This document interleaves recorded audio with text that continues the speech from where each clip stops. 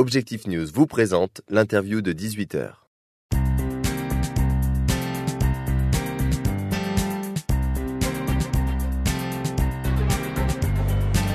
Bonsoir à tous et merci de nous rejoindre sur objectifnews.tv. Notre invité ce soir est Frédéric Amoros-Routier. Bonsoir. Bonsoir. Vous êtes président de Nexio, une société spécialisée dans l'électromagnétisme. Vous êtes basé à Toulouse. Est-ce que vous pouvez nous expliquer quelle est votre activité ? Donc, notre métier, c'est d'éviter que les équipements électroniques se perturbent entre eux, donc fassent des parasites.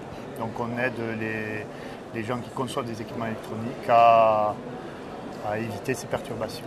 C'est-à-dire des portables Voilà, des portables. Par exemple, quand vous montez dans un avion, vous éteignez votre portable, c'est parce que les équipements n'ont pas été conçus à l'époque pour être perturbés par les ondes de votre portable.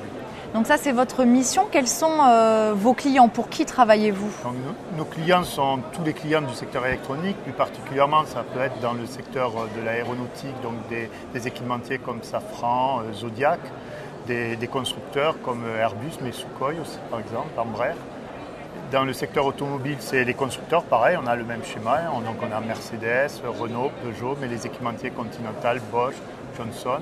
Mais ce n'est pas tout, il y a aussi tout le secteur des composants, par exemple les microprocesseurs, Intel, Freescale, Atmel, les téléviseurs, les téléphones, etc. Il faut savoir que 80% en fait, des voitures que vous avez en Europe ont à l'intérieur un peu de Nexio dedans. De même, dans les avions, c'est 60% dans le monde qui ont un peu de Nexio dedans. Donc votre entreprise Nexio a 10 ans.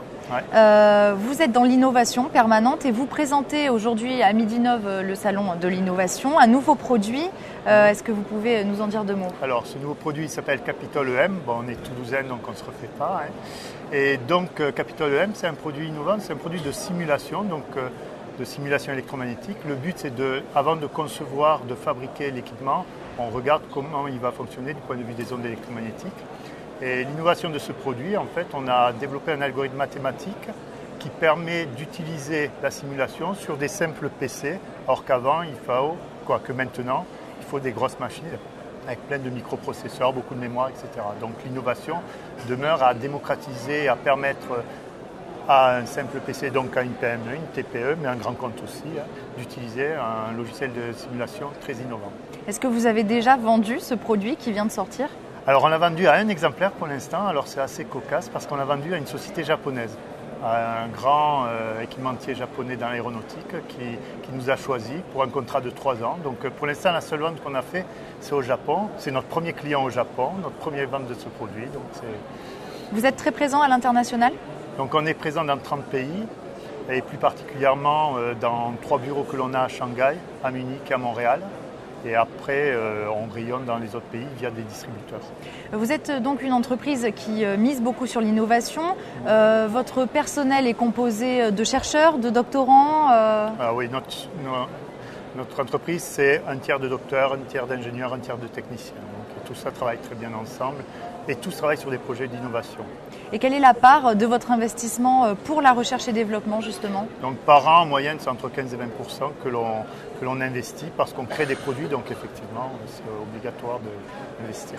Vous êtes accompagné notamment par MPI, Midi-Pyrénées Innovation. En quoi consiste cette aide ? Donc alors l'aide de cette année, plus précisément, elle s'est axée sur la propriété industrielle.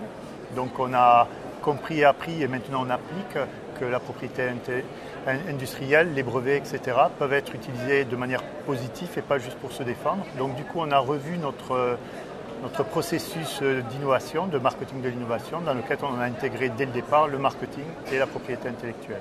Des projets pour 2013, à part le lancement de ce nouveau produit donc, les projets sur 2013, c'est continuer notre croissance. On a fait plus 30% cette année, on est déjà sur des valeurs de plus 30%. Développement à l'export, qui est important. Et surtout, comme ça fait 10 ans qu'on a créé Nexio, c'est bâtir notre plan stratégique pour les 10 prochaines années. Donc on a un an pour faire ça. Est-ce que vous pouvez nous communiquer votre chiffre d'affaires pour 2012 ? Pour 2012, le chiffre d'affaires sera aux alentours de 3,3 millions. Et vous espérez pour 2013 supérieur à 4 millions. Merci beaucoup d'avoir été mon invité. Merci.